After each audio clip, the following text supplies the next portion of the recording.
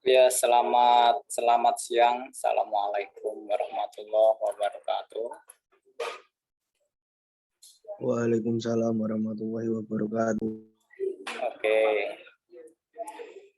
eh, tugas besar yang kemarin disampaikan di grup itu kan diberikan saat kuliah luring. Mungkin teman-teman yang tidak datang pada saat hari Rabu kemarin, jika ada yang dibingungkan, ada yang ditanyakan, silahkan disampaikan dahulu sebelum Pak Zul mulai perkuliahan ya.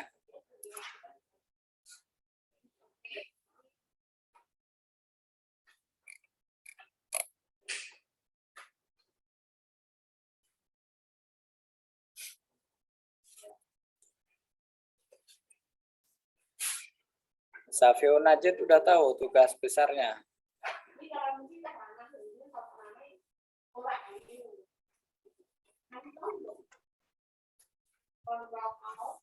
Sudah Pak, tapi belum paham. Belum paham?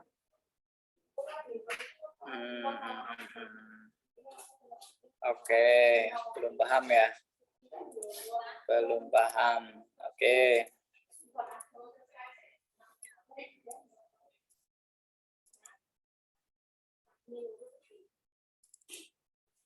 Tugas besar kemarin, ini coba Pak Zul tampilkan ulang ya.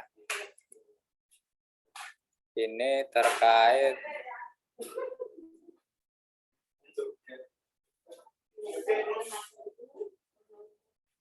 gerak dinamik pada makhluk hidup atau pada benda yang dilempar. Jadi ini kalian bisa lihat tugas besar dinamika seperti membuat proposal penelitian. Jadi penelitian itu kan artinya sesuatu yang kita memperhatikannya dengan lebih hati-hati, dengan lebih sungguh-sungguh. Maksudnya gimana, Pak? Ya. Oke, bismillahirrahmanirrahim. Selamat siang. Assalamualaikum warahmatullahi wabarakatuh. Waalaikumsalam warahmatullahi wabarakatuh. Oke, alhamdulillahirabbil alamin ya. Kita diberi kesehatan untuk hadir mengikuti kuliah daring dinamika teknik pada siang hari ini. Oke, kembali ke topik tugas besar. Tugas besar adalah tugas yang diberikan untuk dikerjakan selama 1 semester berjalan. Jadi ini nanti dikumpulkan sebelum UAS, persis sebelum UAS. Nah, terus apa yang diminta untuk dikerjakan? Pak Zul minta kalian membuat semacam tulisan, proposal ilmiah terkait gerak dinamika. Penelitian itu seperti gini, mas-mas semua.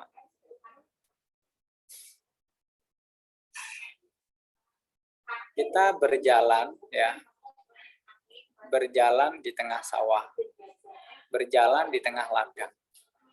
Orang kalau jalannya cepat, terburu-buru, ya, dia kan tidak akan sempat menoleh kanan kiri, oke?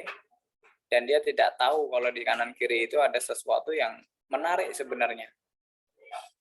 Jadi kalau orang terburu-buru, nggak teliti, dia akan langsung bablas sampai seberang, sampai lokasi tujuan. Padahal dalam konsep penelitian kita berjalan itu dengan tenang. Kita memperhatikan lingkungan sekitar. Kita membuka bola mata kita lebar-lebar. Mendengarkan dengan telinga kita secara lebih cermat, gitu.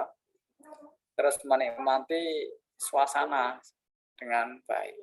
Itu yang namanya penelitian, teliti gitu ya. Pak, terus apa hubungannya penelitian sama sawah misal? Coba kalau kita mau berjalan pagi di pinggir sawah yang sudah menguning, sebenarnya sawah itu punya ya emang hampir semua warnanya hijau kuning ya. Tapi kalau kita mau teliti, bulir-bulir padi itu saat jatuh itu ada yang posisinya di sebelah kanan, ada yang posisinya di sebelah kiri, jatuhnya bulir padi. Menekuknya gitu ya. Terus apa maksudnya, Pak? Rupanya kalau dia jatuhnya ke kiri itu adalah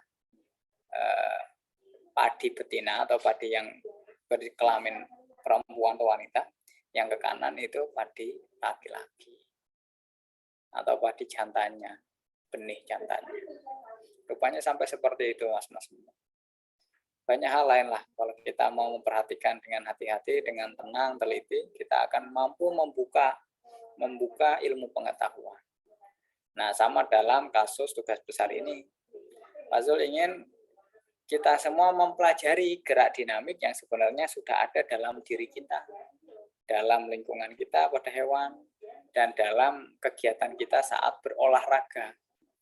Lempar berarti lempar lembing, lempar peluru, ya. Terus bisa juga lempar bola voli atau lempar bola basket, itu kan dilemparkan bola voli dan bola basket. Kemudian tembak, kita bisa nembak dengan panahan, tembak dengan pistol, dengan meriam, dengan ketapel, dan lain sebagainya. Itu sebenarnya sudah ada di sekitar kita. Terus bagaimana cara mengerjakannya? Pertama, tulis judul. Judulnya adalah semua sama, analisis gerak dinamik. Yang berbeda apa? Pada titik-titik-titik. Jadi analisis gerak dinamik, misal Isa Mahendra pada hewan. Hewannya mungkin spesifik, Mas. Hewannya mungkin Mas Isa dia suka pitik jago ya, pada ayam jago. Terus Hendro Bagus, misal analisis gerak dinamik pada dia suka main merpati balap gitu ya. Berarti pada merpati balap. Terus lainnya misal Roy Chan dia suka peralatan tempur atau peralatan benteng, analisis gerak dinamik pada meriam dan seterusnya gitu ya. Jadi 4 kata pertama itu sama untuk seluruhnya, yang berbeda adalah kata atau kalimat terakhir, objeknya. Dan setiap mahasiswa tidak boleh, harus masing-masing tugasnya individu, tidak boleh ada yang sama. Pak, kalau misal saya pengen panahan, tapi kok kebetulan tanpa janjian, tanpa sadar kok yang ada teman saya juga pakai panahan, ya harus ada yang mengalah ya, mencari lainnya. Maka apa? Duluan untuk mendaftarkan judulnya. Kemudian tujuan. Tujuannya apa? Kalau kita ingin menganalisis, artinya apa? Kita mempelajari. Analisis itu adalah suatu proses untuk mempelajari secara visual, ya, visual gambar, diagram, grafik, sketsa, maupun analisis secara matematika. Jadi ada persamaan gaya apa? F sama dengan M kali A. Kemudian ada persamaan kecepatan, percepatan, dan lain sebagainya. Jadi itu kita hubung-hubungan, sehingga kita jadi lebih paham. Nanti pada akhirnya Anda akan tahu bahwa manusia berjalan itu dengan gaya tertentu dan dengan beban tertentu.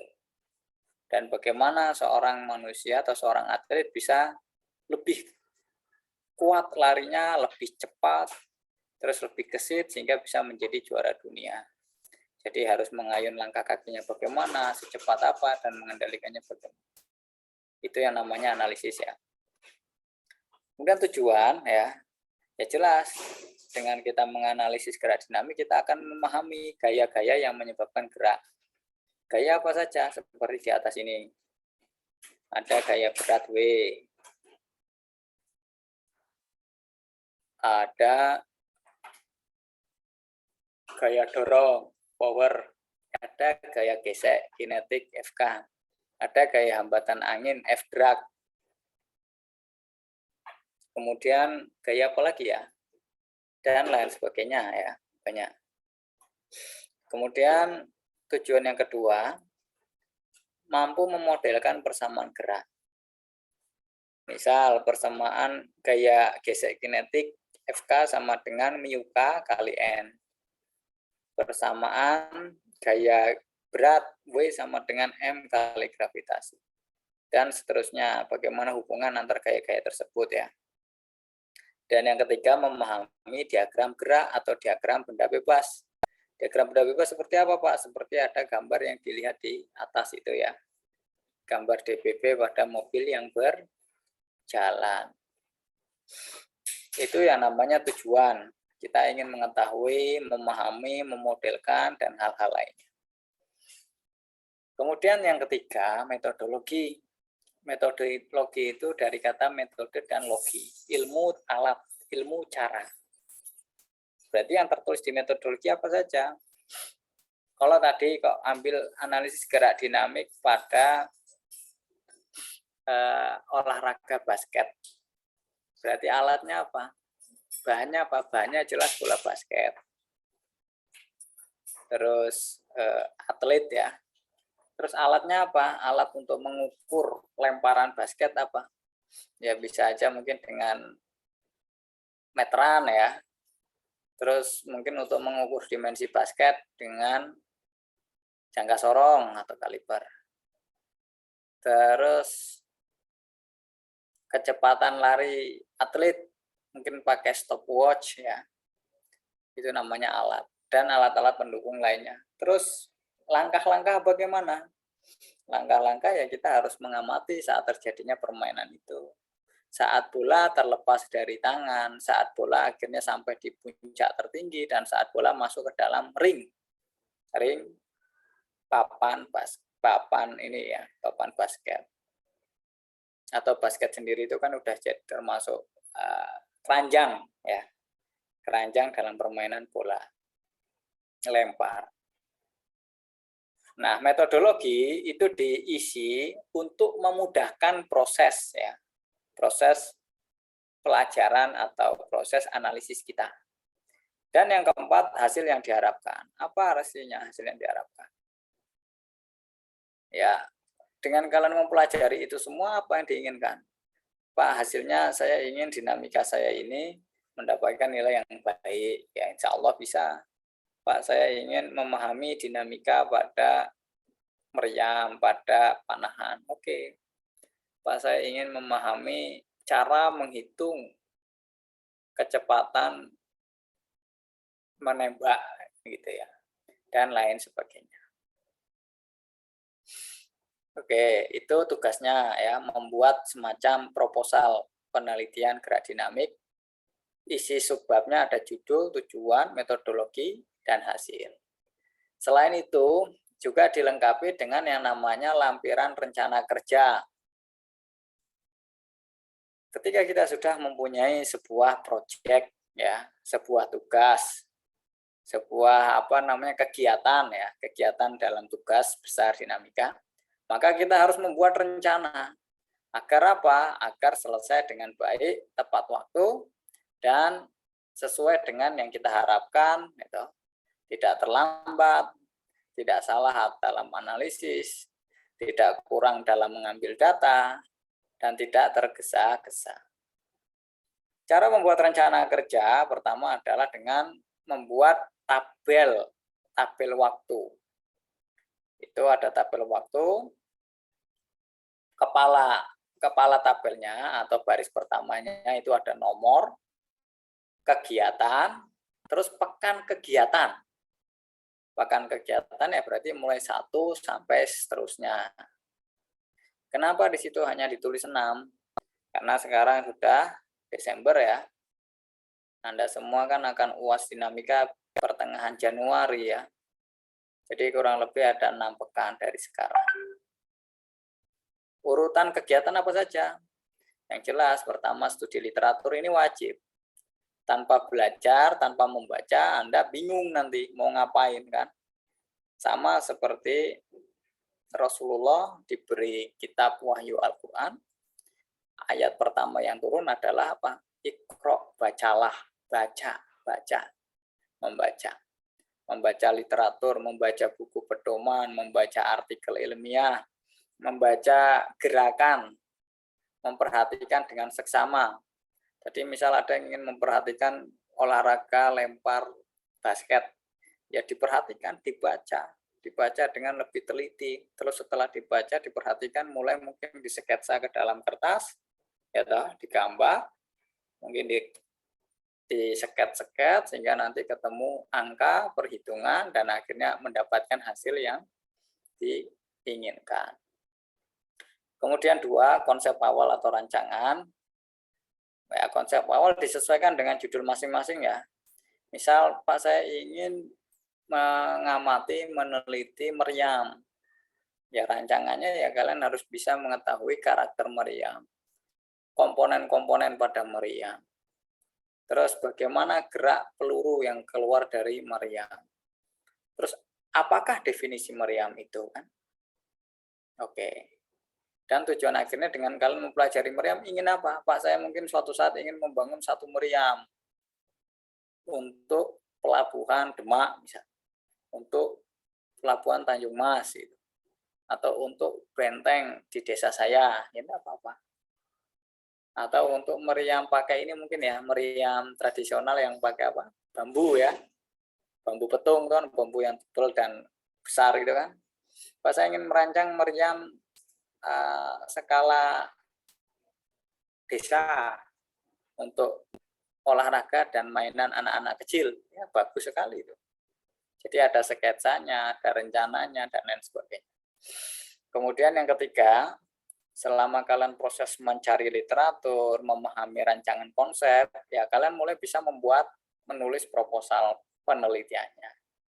Kemudian 4, metodologi atau ilmu alat, ya kalian mulai berpikir, Pak kalau saya mempelajari panahan, berarti metodenya bagaimana?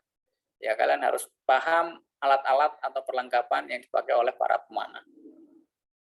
Terus bagaimana tahap melepaskan anak panah dan bagaimana tahap mengeker atau memasang target, mencapai target, kan? Oke. Dia harus memahami itu. Kemudian yang kelima, eksperimen atau proses pengumpulan data.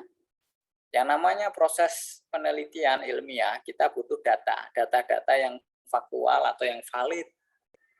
Data-data ya bisa diambil langsung di lokasi penelitian. Pak, ya berarti kalau saya pengen panahan atau lempar lembing ya harus di lapangan. Baiknya iya. Ya simulasi sederhana, Pak, saya nggak punya panahan. Saya nggak punya tombak. Ya pakai alat-alat seadanya lah. Misal pakai bambu kecil gitu yang dibuat seperti tombak, atau dari bambu dipotong jadi busur dan anak panah dan seterusnya ya.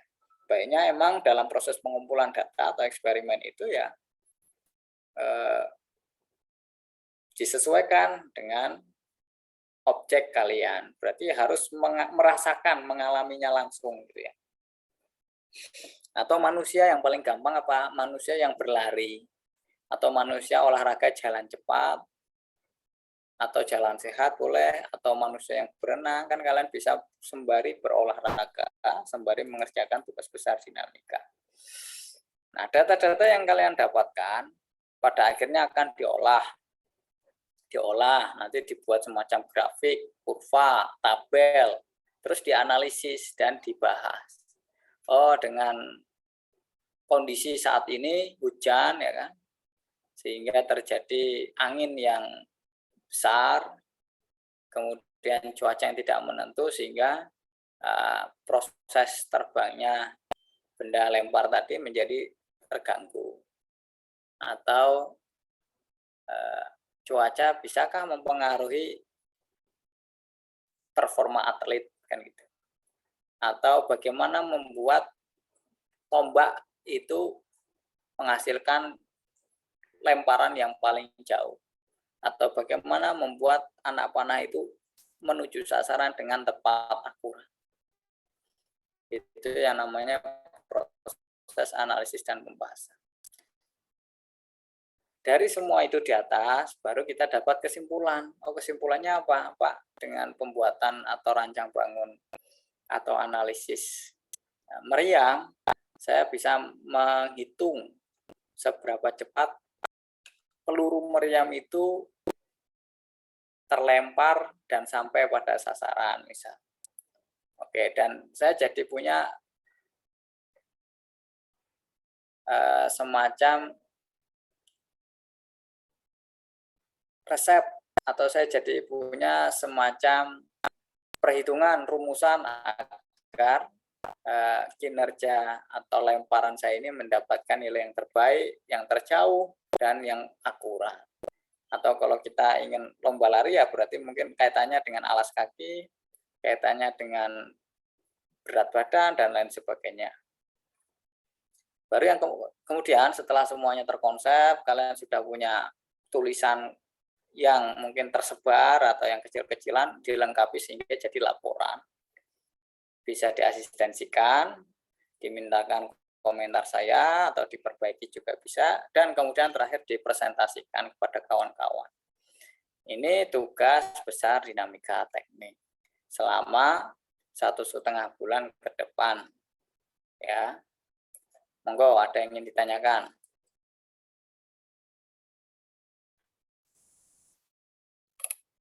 Mas Aji Linggar, jelas tidak penjelasan Pak? Jelas, Pak.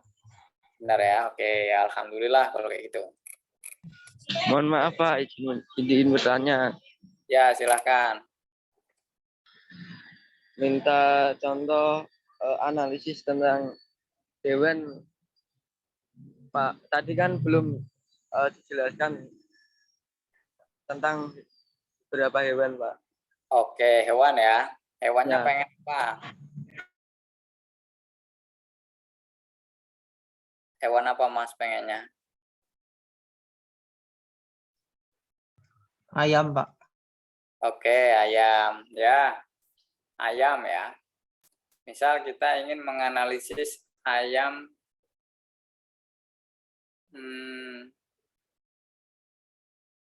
ayam aduan misal. KT. Ayam apa Mas? Ayam KT, Pak. Oh, ayam KT. Kalau ayam KT berarti bukan ayam jago aduan ya. Ayam yang kecil ya. Berarti analisisnya gini. Ya kalau emang punya ayam KT ya harusnya emang punya ya, karena kita namanya meneliti itu kan harus mengamati langsung. Ya, ambillah ayam itu ditimbang.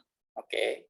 Setelah ditimbang ketahuan masanya, beratnya, diukur dimensi ayamnya. Nggak usah akurat banget, nggak apa-apa, yang penting kalian punya ukuran konsep awal. Setelah itu cermati bagaimana ayam itu bergerak, karena namanya dinamik itu kan gerak yang berubah-ubah. Cara mengamati ayam bergerak, hewan itu kan bergerak dengan motivasi makanan ya.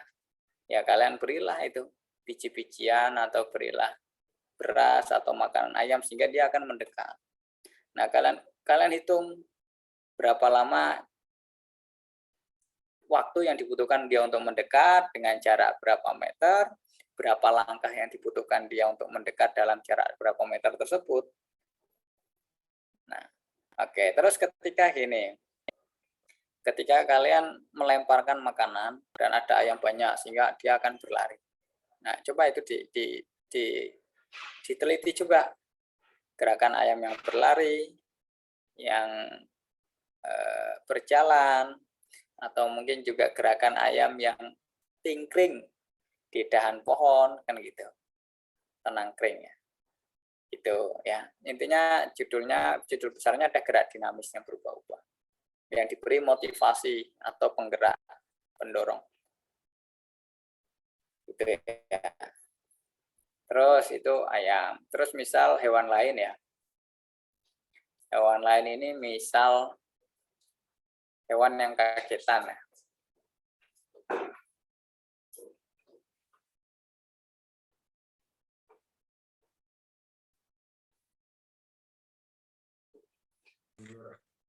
Assalamualaikum Pak, izin bertanya. Ya silakan. Udah.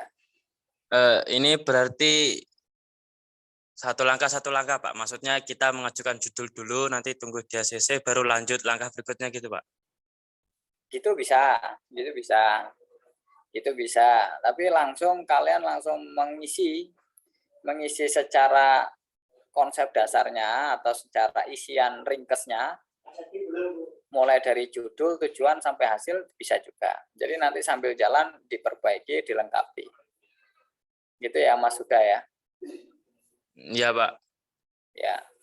judul dulu boleh, langsung sekalian tujuan, metodologi sama hasil juga boleh. Ya. Karena biasanya Assalamualaikum Pak. ya, waalaikumsalam Najib. Gimana? Mau bertanya Pak. Yang nomor 3 penyempurnaan itu gimana Pak? Oke, nomor 3 penyempurnaan atau perbaikan proposal ya. Ya ini hubungannya juga sama pertanyaannya udah ya. Jadi ketika kalian sudah punya konsep, judulnya sudah nemu, tujuan metodologinya sudah oke, ya maka bisa kita perbaiki dengan cara mungkin Pak Zul ngasih rekomendasi, ngasih saran masukan, Mas, itu tujuannya ditambahi, dilengkapi, atau ini yang perlu, ini yang tidak perlu gitu ya. Terus metodologi alat-alatnya Mas, kalian sudah punya pemikiran alat apa yang mau dipakai, ada kekurangan apa tidak gitu. Terus hasil mungkin Pak Zul memberi tambahan atau bisa memberi batasan dan sebagainya. Itu yang disebut sebagai penyempurnaan atau perbaikan proposal. Gitu ya. Ada lagi?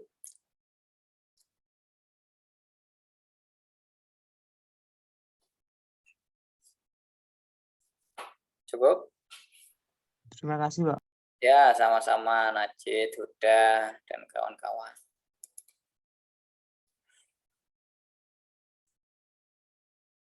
Oke. Ngarep nisin ngono ku yo. Bengkel. Tanya Ngarep Pak, nisin. Ya, silakan. kalau yang presentasinya berarti itu gimana ya Pak? Presentasinya nanti kita cari waktu 1 hari penuh gitu ya. Kalau misal udah selesai semua, ya antara nanti hari sebelum atau setelah UAS, itu nanti tiap individu ya bisa presentasi 3 menit per orang gitu kan. Jadi kalau misal sekarang ada 30 ya 1,5 jam selesai. Telat-telatnya 2 jam. Nah, terus bagaimana cara presentasi? Mungkin kalau kalian presentasinya pakai PowerPoint, slide-nya kan bisa terlalu banyak ya. Mungkin ada yang sampai 10, 20. Ya presentasinya pakai poster. Pernah lihat poster ya? Contoh poster itu kayak gini misal.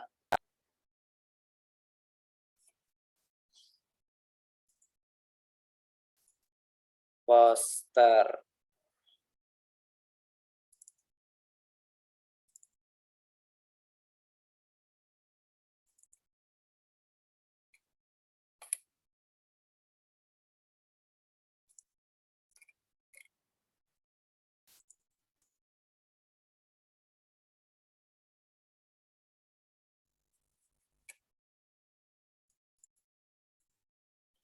Ya, tampilkan poster.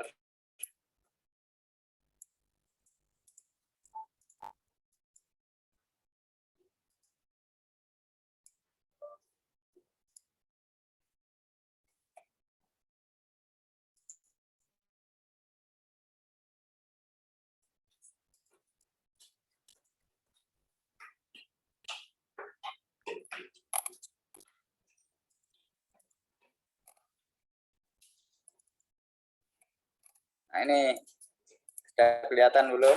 Sudah ya? Nah, ini yang namanya poster. Poster itu hanya terjadi dalam 1 halaman. 1 halaman, tapi dia berisi informasi yang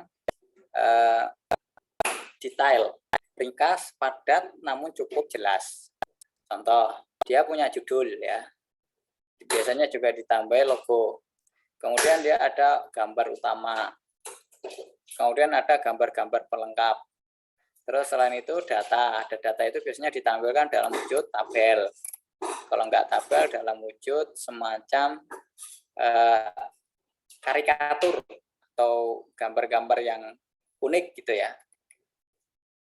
Dan lain-lain. Terus misal ini ada judul, ada tujuan, ada metodologi atau metode, dan ada hasil. Nah, ini Pak Zul pengen perlihatkan satu hal yang menarik di sini. Ini gambar apa, Mas? Saya bisa bantu jawab. Gambar apa yang ditampilkan itu? Silat Pak. Ah, iya benar, silat. Dalam bahasa Sumatera Barat atau Padang namanya silek. Silek ya, silek. Silek, kalau di kita silat ya. Nah, ini adalah olahraga bela diri yang dia kadang juga menggunakan senjata.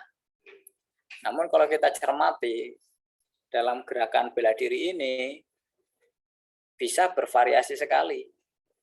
Nah, variasi gerakan itu bisa masuk menjadi ilmu dinamika. Bagaimana dua orang pesilat ini saling bertukar jurus ya kan. Terus ada yang menendang, ada yang melompat ya kan, ada yang menghantam, ada yang menangkis. Nah, itu namanya gerak-gerak dinamika yang bagaimana cara mempelajarinya. Nah, cara mempelajarinya dengan membuat gambar-gambar diagram yang sederhana. Misal saat dia melompat ya kan, berarti kan ada gaya angkat ke atas. Terus saat dia menendang berarti ada gaya yang dilepaskan ke salah satu kaki kan gitu. Dan seterusnya. Nah, karena kita di sini mata kuliahnya dinamika, ya kita melihat ilmu atau bela diri atau gerakan dua atlet ini dari sudut pandang dinamika. Bukan dari sudut pandang kita pengen jadi pesilat juga ya. Walaupun pada akhirnya kalian juga mungkin perlu nanti membuat semacam simulasi gerak sendiri. Ya, Pak Zul tahu pasti di sini di antara kalian ada yang suka bela diri, ada yang ikut karate, ada yang ikut silat, ada yang ikut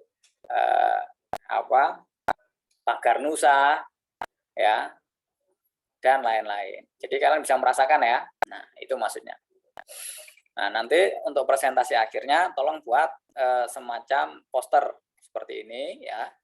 Terus nanti bisa dipresentasikan dalam waktu ya 2-3 menit cukup lah menurut Pak Zul. Oke. Cukup jelas ya? Ada lagi yang mau ditanyakan?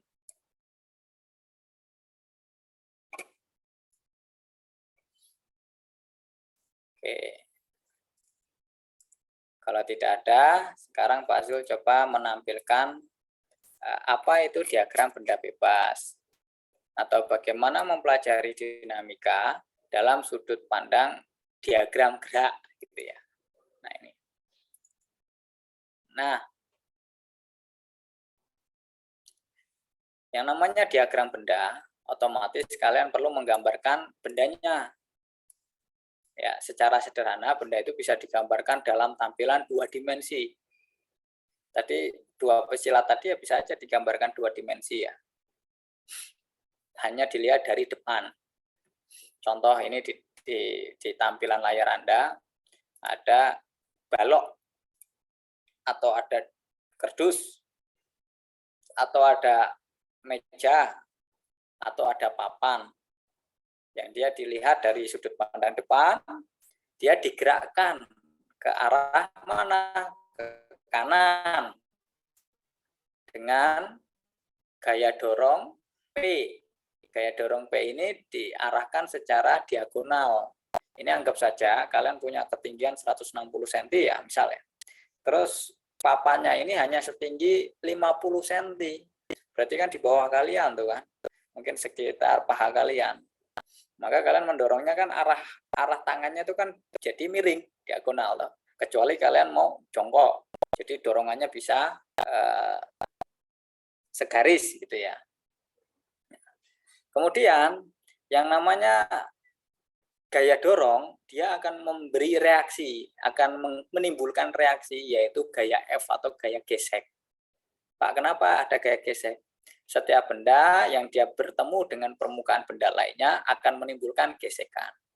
Ya, sederhananya kalian saat berjalan, pasti ada suara antara sepatu, ya alas sepatu dengan keramik, gitu. Atau saat ban kendaraan dengan aspal itu ada gesekan sehingga nanti apa? Bannya sepatunya bisa aus karena gesekan tersebut. Kemudian secara arah vertikal benda pasti memiliki massa. Setiap massa itu dikalikan dengan gravitasi akan menimbulkan namanya gaya berat W kata Newton. Kemudian gaya berat W itu kan arahnya ke bawah. Sehingga benda itu akan dia menempel dengan permukaan bumi. Nah, ada gaya reaksi yang dia berlawanan arah namanya gaya N, gaya normal. Gitu ya. Pak, kalau misal kakinya ada 4, seperti kucing, berarti gaya normalnya 4. Kaki depan 2, kaki belakang 2. Pak, kalau massa kucing 10 kg, gaya gravitasi 10 Newton, 10 meter per sekon kuadrat, berarti gaya beratnya si kucing jadi 10 kali 10, 100 Newton. Berapakah gaya normal di masing-masing kaki saat dia diam atau saat dia berdiri? Ya 100 Newton dibagi 4, masing-masing kakinya 25. Gitu. Kalau 100 Newtonnya untuk ayam, ya berarti dibagi 2 ya, gitu kan normal. Kemudian selain gaya-gaya, kita juga bisa memberi keterangan mulai dari gaya bodi atau gaya berat, akses atau sumbu Y vertikal maupun sumbu X horizontal. Kemudian ada bodi benda, kemudian ada applied force atau gaya yang dikerjakan, yang dikenakan kepada benda. Kemudian dimensi ini juga penting ya, ukuran-ukuran dari suatu benda, dan gaya-gaya pendukung support. Ya, mungkin bisa juga ditambah gaya drag, gaya hambatan udara, dan lain sebagainya. Oke, contoh lain. Ini ya. Contoh lain, kalau ini ada balok atau gerobak yang dia punya roda. Rodanya ada 2. Maka gaya normalnya jadi 2. Oke. Terus kita anggap di sini gaya geseknya diabaikan. Gaya geseknya diabaikan. Nah, selain gaya gesek, rupanya ada gaya yang sifatnya dia melawan gaya dorong. Namanya apa? Gaya inersia. Gaya inersia. Pak, bagaimana memahami gaya inersia? Gaya inersia akan terasa saat Anda melakukan percepatan. Anda tiba-tiba ngerem mendadak. Ngerem itu kan berarti kan kendaraan akan berhenti, gayanya jadi melambat atau arah gayanya ke belakang. Badan Anda akan terdorong kemana? Kalau ngerem mendadak, badannya terdorong kemana, Mas? Depan, Pak. Nah, iya, ke depan. Badan akan terdorong ke depan. Namun saat Anda mengegas atau menarik gas dengan tiba-tiba dan cepat, menyentak gitu saat ini ya, saat mungkin olahraga drag race dan lain sebagainya, badan akan terdorong ke belakang. Kalau nggak hati-hati ya bisa terpelanting. Itu yang disebut gaya inersia. Gaya yang diakibatkan oleh adanya percepatan atau perlambatan suatu gerak. Dan arahnya berlawanan dari arah ini, arah percepatan. Oke. Contohnya ini juga, kalau percepatannya ke kiri, karena dia melambat, ngerem. Kalau ngerem kan berarti perlambatan. Maka gaya inersianya ke depan. Oke. Sampai sini ada yang mau tanyakan terkait diagram benda bebas, cara menggambar gaya-gaya, panahnya, arahnya, macam-macam gaya. Silahkan.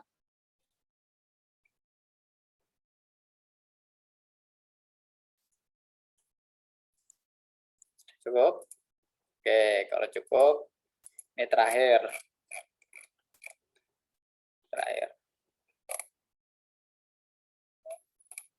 Di layar Anda itu ada gambar apa? Silakan dijawab. Lari estafet, Pak. Oke, lari estafet. Definisi dari lari estafet itu apa ya?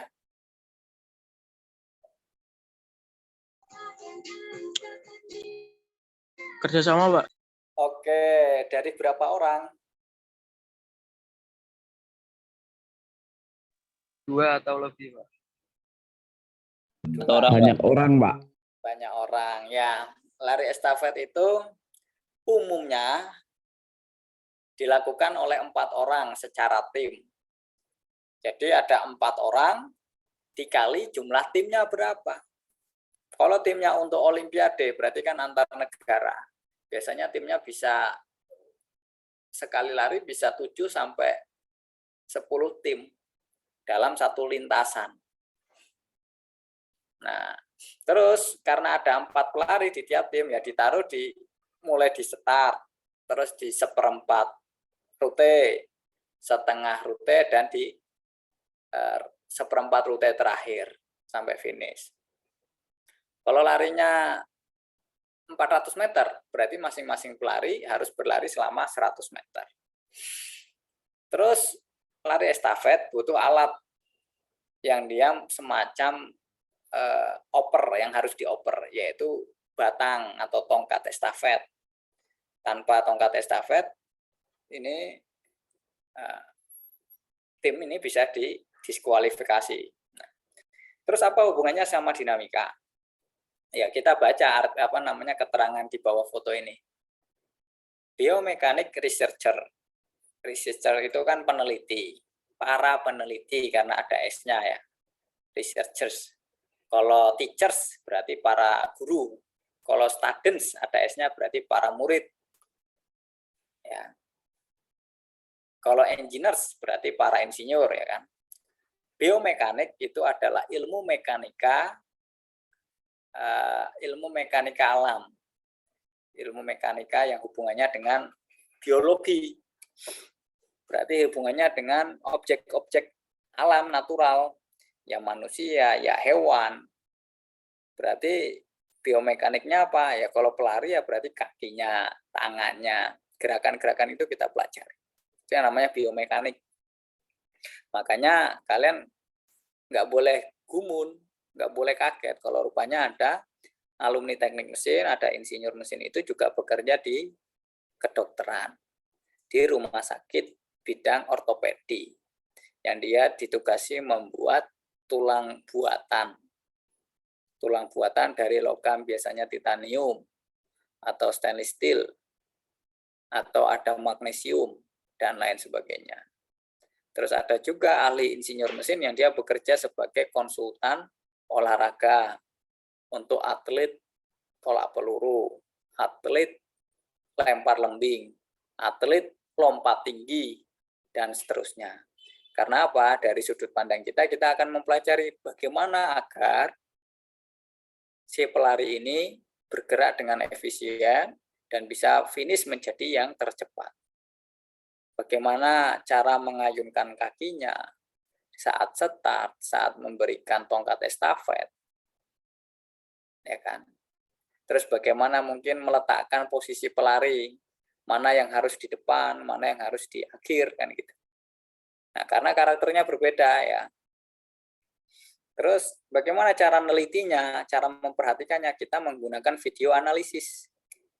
Ya. Jadi sekarang dunia sekarang udah canggih. Hampir di tiap lapangan, di lokasi perlombaan pasti ada video kamera. Yang video kamera itu bisa diperbesar, bisa diperlambat, bisa dipecah-pecah. Nah, dari video itu kita bisa menganalisis, oh rupanya gerakan kaki pelari dalam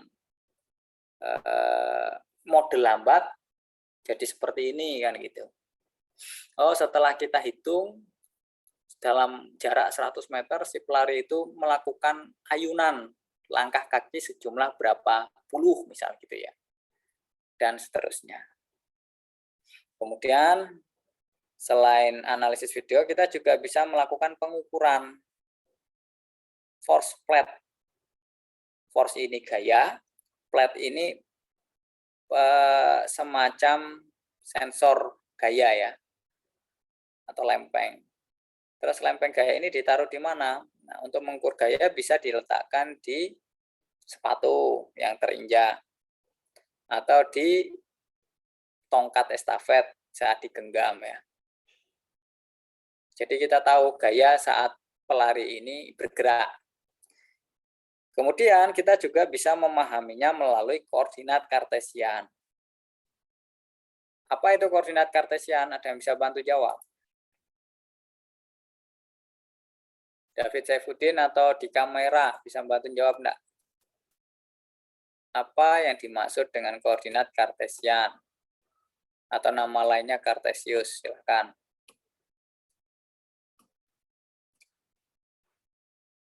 Koordinat itu adalah posisi letak. Kalau Kartesius itu penemunya. dia zaman dulu menemukan bahwa untuk mempelajari posisi letak koordinat kita bisa menggambarkan dalam objek 2 dimensi. Diagram koordinat bidang sumbu Y dengan sumbu X. Ini yang namanya diagram kartesius atau kartesian. Mudah ya? Dengan diagram kartesius ini kita bisa tahu misal posisi titik awalnya di 00. Kemudian setelah bergerak berpindah di sini, dan mungkin turun lagi, dan seterusnya. Paham ya? Mas tadi siapa? David sama Dika sudah tahu diagram atau koordinat kartesius itu apa?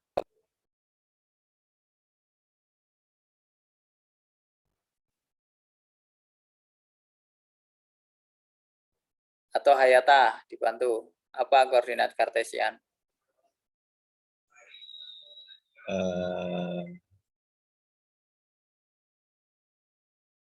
Gambar diagram yang dia menunjukkan adanya sumbu apa? Sumbu apa? X dan Y, Pak. Ya, dan itu bertemu di satu Titik. Oke, titik pertemuan itu disebut masih 0,0, titik awal. Oh, Ya, ya, Pak. nah, ya, makasih Ayata. Kemudian yang terakhir, ini ada kalimat analyze human motion. Artinya apa? Anam Fajar Ismawan, coba dibantu. Atau Aziz Maulidin. Atau Fahri Ali Maulana. Atau Faik Itsna Alvin. Artinya apa? Analyze human motion. Analisis gerak manusia, Pak. Oke, analisis gerak manusia. Ya, motion itu gerak, human itu manusia, analisis itu cara kita memperhatikan, mengamati dengan bantuan diagram, bantuan ukuran, dan lain-lain. Oke, terima kasih Najib. Pak Zul pikir cukup ya, ini udah 1,5 jam lewat. Semoga bermanfaat ya. Terus kalau ada yang ditanyakan bisa lewat WA. Kemudian tolong tugas besarnya dikerjakan ya dengan sungguh-sungguh karena itu penting selain untuk nanti nilai akhir juga penting untuk wawasan dan pengetahuan Anda semua. Itu dulu untuk pertemuan hari ini.